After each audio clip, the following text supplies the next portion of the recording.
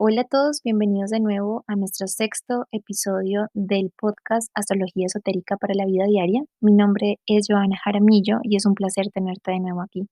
El día de hoy hablaremos sobre el deseo elevado y el deseo inferior, cómo podemos diferenciar a estos dos tipos del deseo. En el podcast anterior, en el episodio número 5, hablamos sobre cómo evitar que las cosas cambien y ahí hicimos una pequeña introducción sobre este arquetipo de Venus que en la astrología representa la imaginación, la facultad de nuestra psicología que nos permite abrirnos a nuevos mundos y sobre todo a nuevos estados de conciencia acerca de nosotros mismos.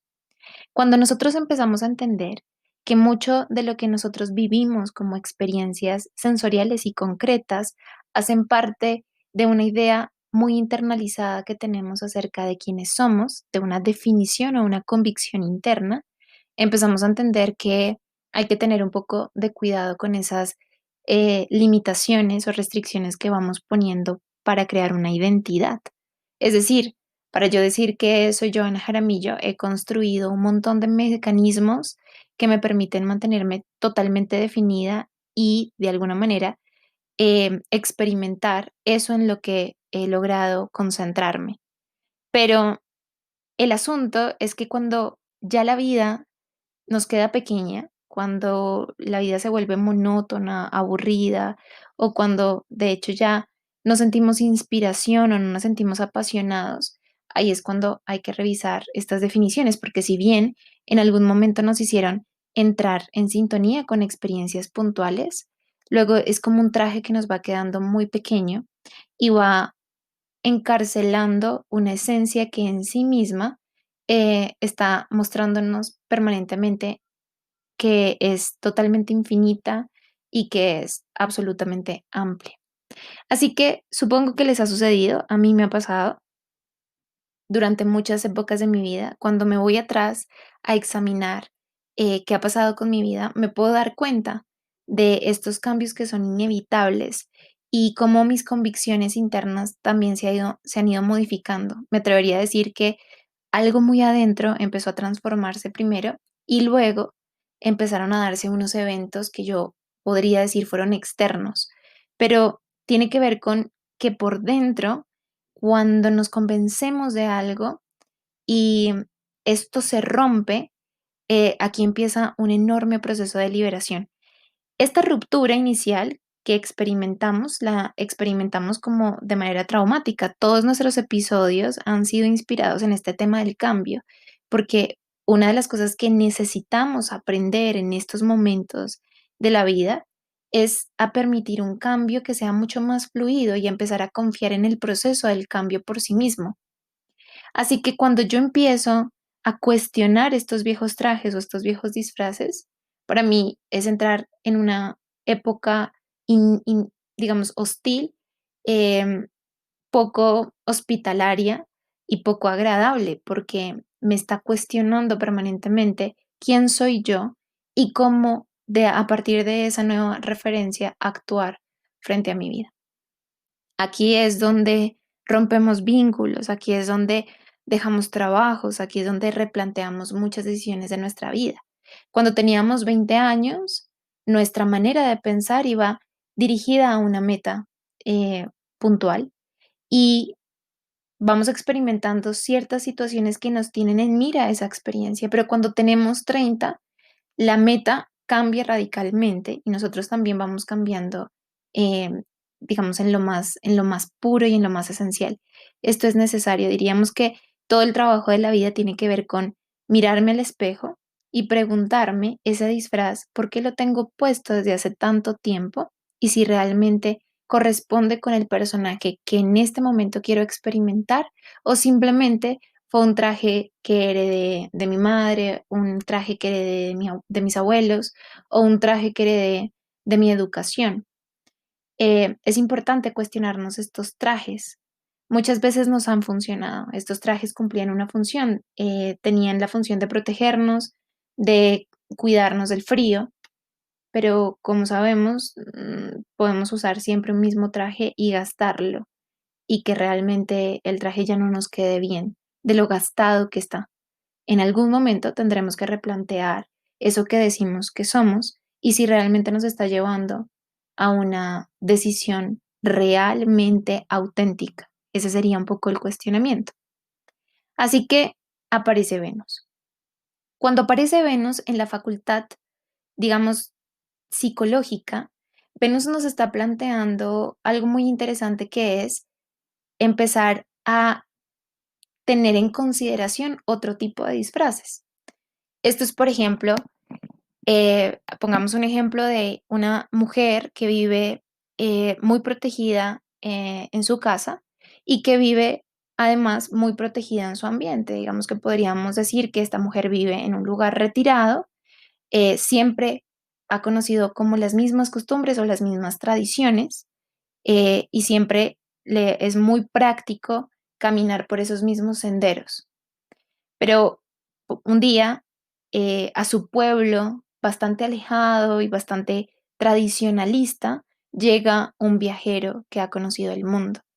Y con este viajero conoce un montón de historias nuevas.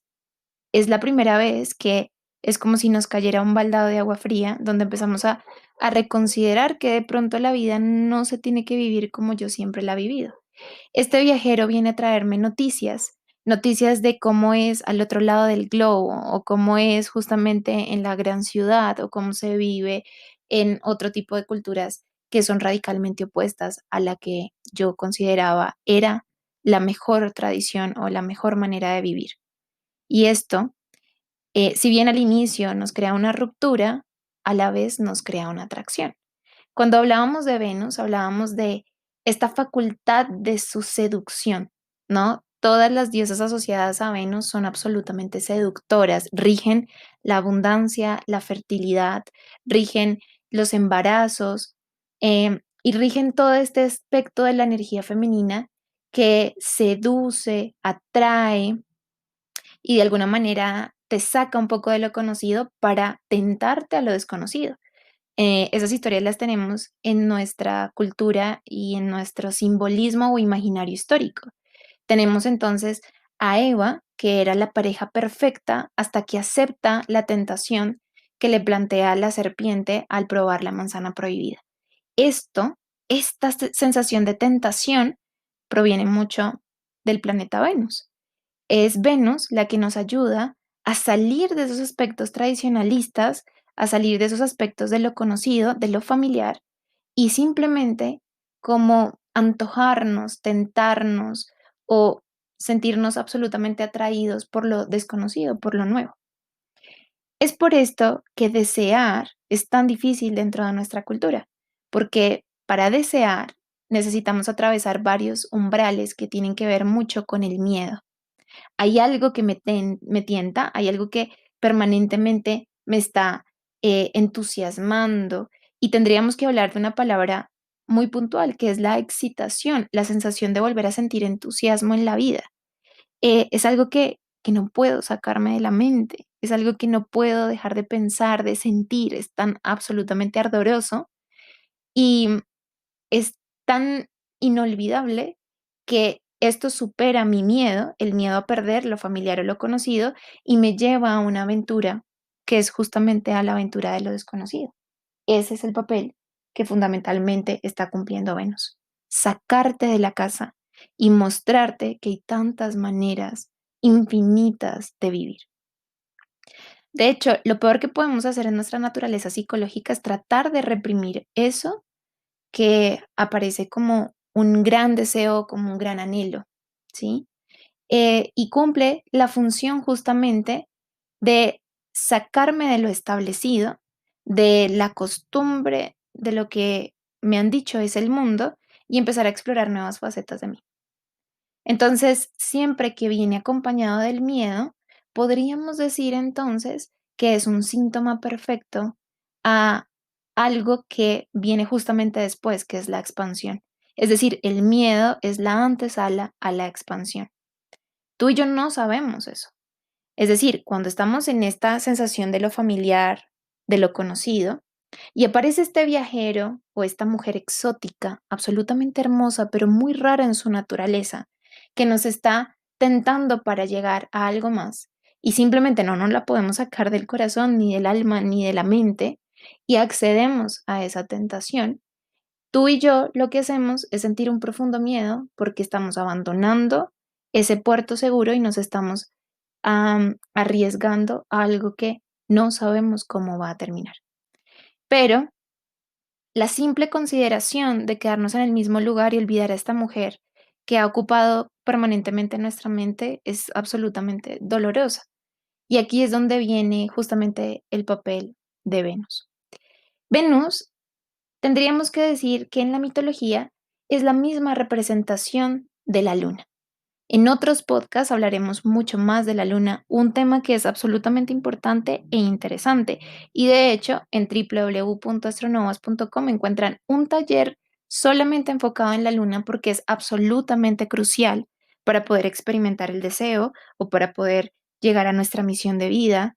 Si no trabajamos a la luna, que son las emociones primordiales, muy probablemente no podamos avanzar en el camino. Sin embargo, cuando esta luna, que son nuestras emociones básicas, las necesidades, justamente eso, lo familiar, la contención, madura, se expresa como esta mujer voluptuosa, seductora, curvilínea, ¿no? Todos estos aspectos hermosos de lo femenino que atraen con su perfume, atraen con su seducción y además es una seducción muy sutil. Sabemos que la seducción tiene que ver con un juego de energías, con un juego de miradas, con un juego de movimientos suaves y sutiles, muy fluidos. La sensualidad no tiene nada que ver con lo agresivo, no tiene nada que ver con la fuerza, con el rompimiento, no tiene nada que ver con la urgencia o el afán. Se sabe esperar, es súper paciente, se mueve con muchísima seguridad, ¿no? Y lo que hace es simplemente irradiar esa misma confianza que lleva adentro. Esa es la emoción que todos llevamos dentro. Todos tenemos una Venus interna. Y todos tenemos este aspecto que es dejarse conmover. Son las emociones elevadas. Tiene que ver con la gracia, con la gratitud, tiene que ver con la satisfacción, tiene que ver con la abundancia, la grandeza, la expansión, tiene que ver con sentirnos entusiasmados, con sentirnos además muy conectados con nosotros mismos. Es el planeta del amor y tendríamos que empezar por el amor propio. Es simplemente hermoso poder compartir con nosotros mismos, porque esta Venus es como una flor que se abre ante nosotros mismos, ante nuestra propia contemplación. Y todos llevamos esta emoción por dentro. En los antiguos mitos y en las antiguas referencias tenemos a estos dos personajes de lo femenino. La luna es usualmente la esposa, es la mujer conocida o es la madre. Muchas veces también está representada como algo oscuro, porque a veces lo familiar, que en cierto momento era necesario, se convierte también en nuestra condena. Es este abrazo de la madre que deja de ser contenedor y empieza a ser asfixiante.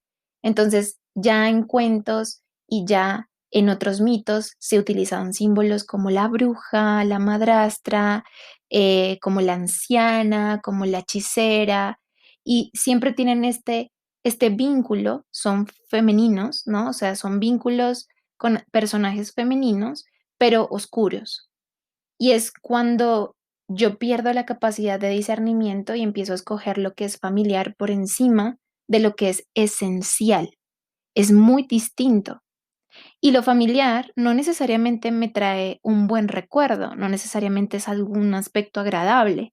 Tendríamos estas dos naturalezas, lo familiar que me hace sentir muy bien y por lo cual yo no lo quiero abandonar, o lo familiar que me hace sentir muy mal, pero que al menos es conocido.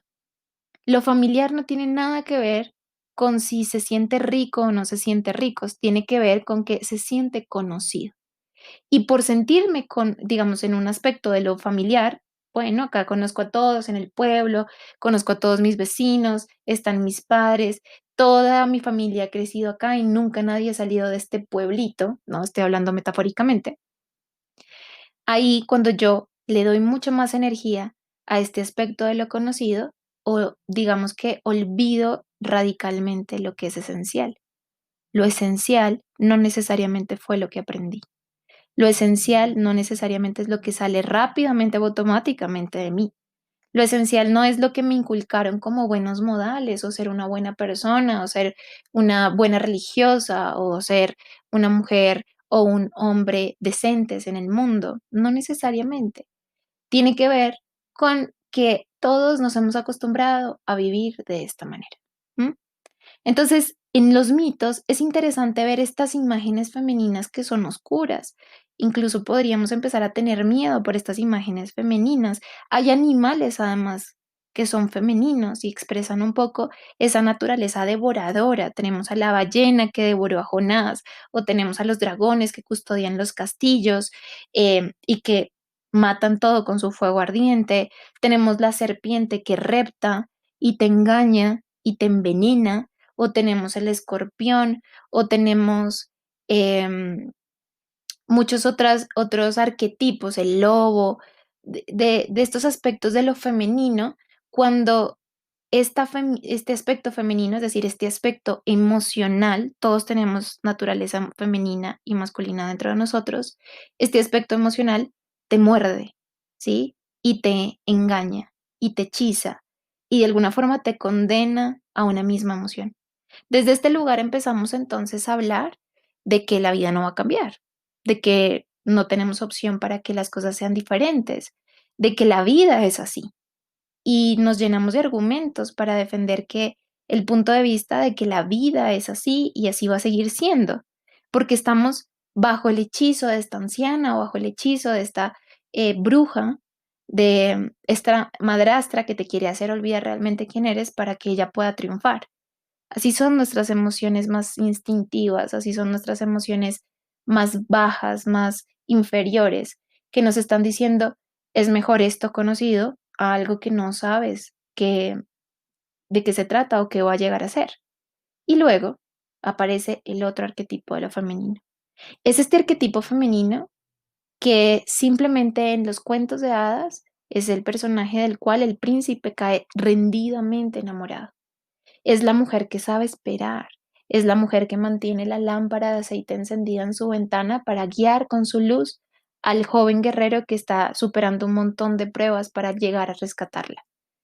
Es la mujer que es sabia, es la mujer que ha sido entrenada y que lo que hace es inspirar a este joven héroe o a este joven guerrero.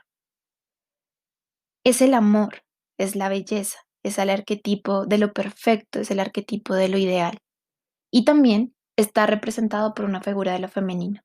Tenemos entonces a Beatriz que inspira a Dante, tenemos a Dulcinea que inspiraba a Quijote de la Mancha, eh, tenemos a Sofía que es la sabiduría, tenemos a todos estos aspectos, Afrodita, la diosa más hermosa dentro del panteón griego, que son mujeres que simplemente no las podemos sacar del alma ni de la mente. Y además cumplen una función y es que están por encima de cualquier aspecto corruptible de lo humano. Son básicamente santas, son personajes increíblemente puros y tienen una esencia única de la cual todos queremos aspirar. Es como que es muy fácil enamorarnos de esa mujer. Está el mito de Psique dentro de la mitología griega, que es una mujer tan hermosa que empezaba a hacerle competencia a la propia Afrodita por su enorme belleza. Todos quieren casarse con ella, todos quieren desposarla. Tenemos a Penélope que espera a Ulises y mientras tanto muchos quieren esposarla y ser sus consortes, sus parejas. Entonces, ¿qué es esta fuente que hay aquí en estas imágenes de lo femenino? Son estas emociones superiores. Son estas emociones que tienen una base típicas de Venus, que tienen que ver con la belleza, la armonía, que tiene que ver con el arte, la creatividad. Es como que esta mujer no nace por ahí en cualquier lugar. Esta mujer se hace a sí misma. Es una mujer absolutamente inspirada, conectada y unida justamente a lo trascendente. Y por eso todos quieren dejarse guiar por su enorme luz, por su maravillosa belleza y por su maravillosa esencia. ¿Cuál es la diferencia de estos dos? Mientras que la una quiere engullirte y hechizarte y hacerte olvidar, la otra en realidad te inspira. ¿Y a qué te inspira? A tu propia grandeza. Date cuenta entonces que la mujer que te inspira nunca está al lado tuyo, siempre está lejos de ti. Ulises tiene que continuar su viaje para poder tener la promesa de volver a llegar a donde Penélope. El, el joven príncipe o el joven guerrero atraviesa un montón de dificultades, pelea con dragones de una capa muy dura y de unas escamas supremamente fuertes, impenetrables, y tiene que vencer hechizos y tiene que vencer magos oscuros o duendes que lo hacen olvidar para poder llegar a esta mujer. Don Quijote nunca logra alcanzar a Dulcinea. Dulcinea es una promesa y Beatriz es tan pura que es lo que hace que Dante atraviese todos los infiernos para poder llegar a ese estado de pureza y de perfección. Es decir, estas mujeres no duermen junto a ellos, no duermen a su lado. Estas mujeres son nuestras propias aspiraciones. No lo han contado a través de mitos, no los han contado a través de historias, pero es la historia de nosotros mismos, es la historia de quienes en realidad somos por dentro. Y tú y yo tenemos dos mujeres dentro. Una mujer que siempre te lleva a lo mismo, a lo conocido, te dice, ¿a dónde vas? ¿Y qué tal que pierdas todo? ¿Y qué tal que arriesgues todo para nada? ¿Y qué tal si te engañan? ¿Y qué tal si sufres?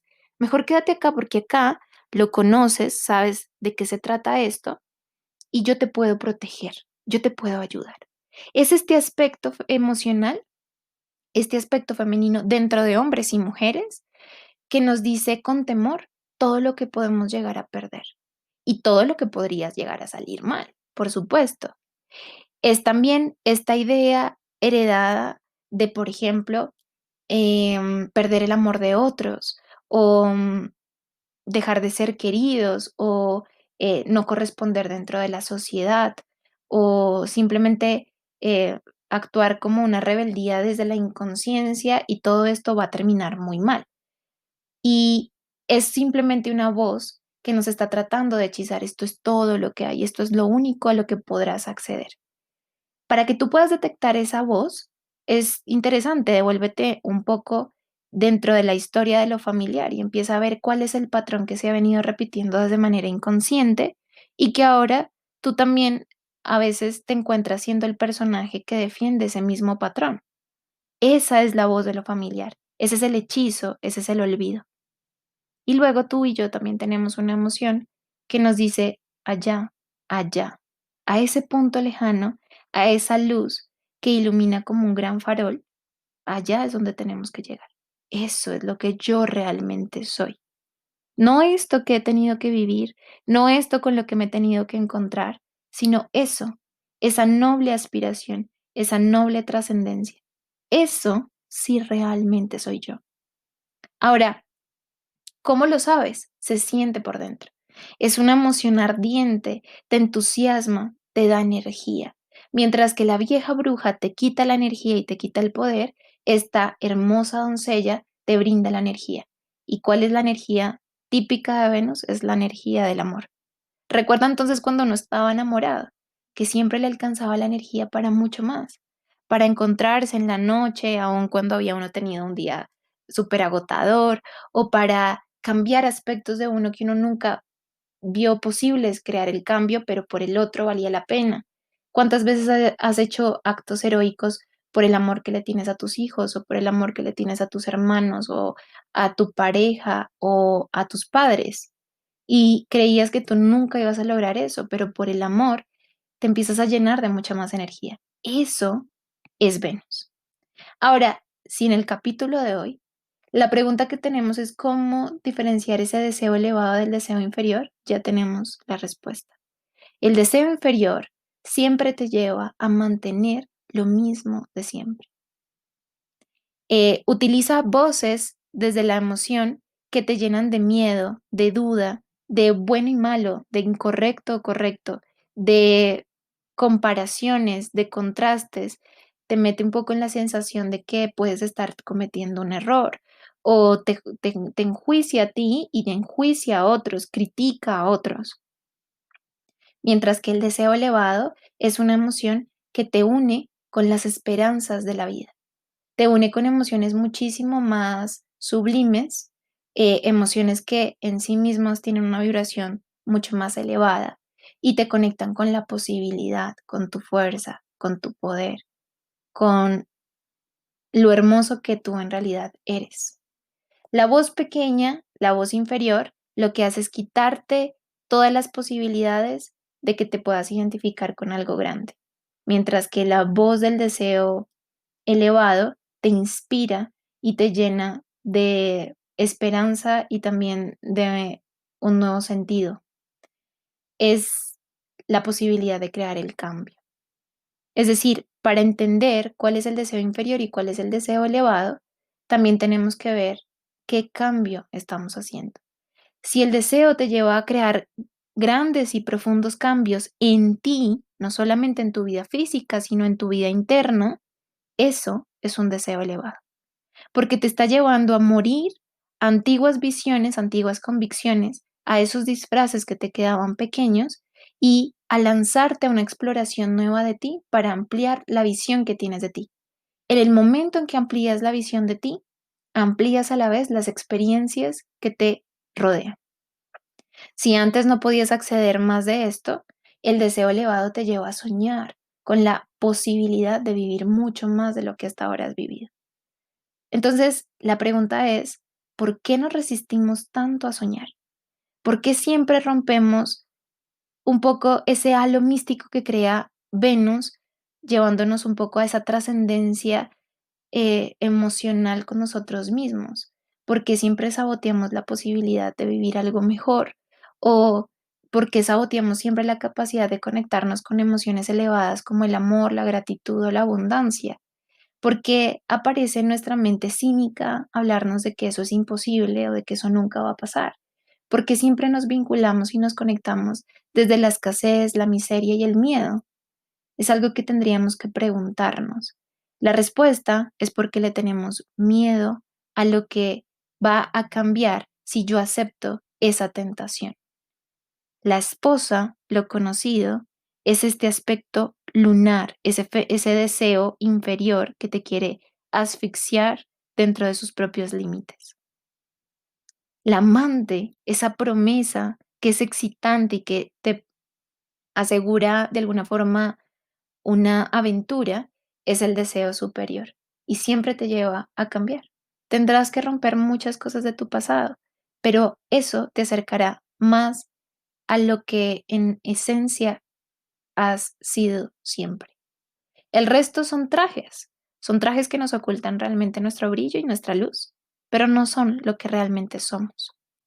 Así que si eso que tú sueñas, independiente de lo que sea, independiente de lo que signifique, te lleva a crear rupturas dentro de ti y te lleva a fracturar esas convicciones tan arraigadas y tradicionales que tenías de ti, síguelo.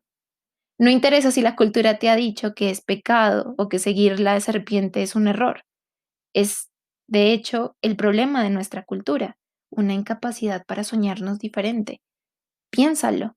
Esa es la razón por la cual nuestra cultura no cambia, porque la facultad que tenemos para crear el cambio la ultrajamos y lo que hacemos es humillarla y pisotearla y sabotearla.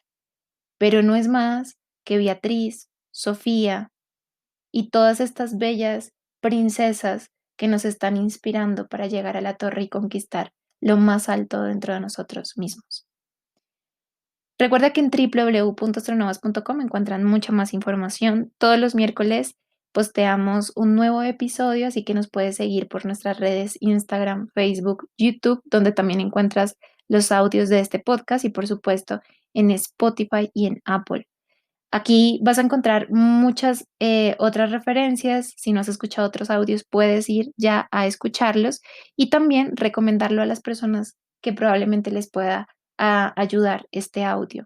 En la página web además encontrarás un curso gratis de astrología por si este camino te interesa y te resulta apasionante de para tu propio autoconocimiento. Mientras tanto, nos veremos la próxima semana con un nuevo episodio. Les envío un muy fuerte abrazo.